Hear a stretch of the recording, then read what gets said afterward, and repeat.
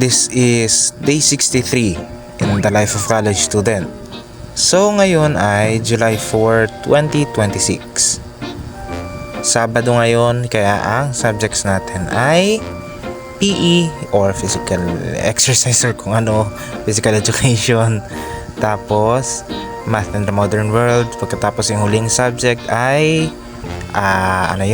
diskursong Pilipino or Filipino discourse. Sa mga nagtataka dyan kung bakit din ako pumasok kahapon, wala na kaming pasok kahapon.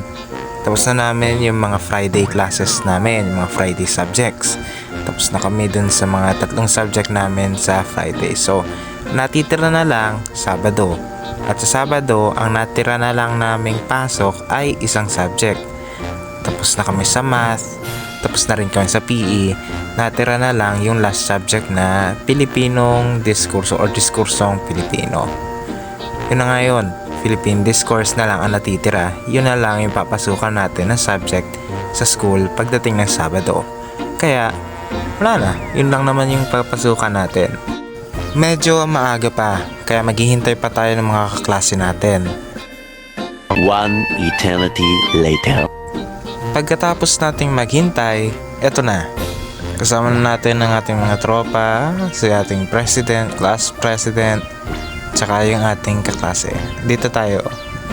Kanina 3 pa lang kami at maaga kaming pumasok.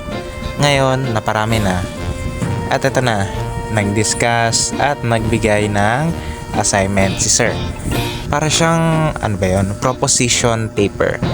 Basically, bibigyan kami ng topic or maghanap kami ng sariling topic.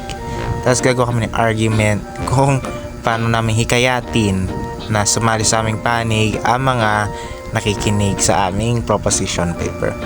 Ito nga pala yung notes na kinuha ko. Mapapansin, English kasi nahihirapan ako medyo mag-Tagalog at para hindi naka-confuse sa akin yung instructions.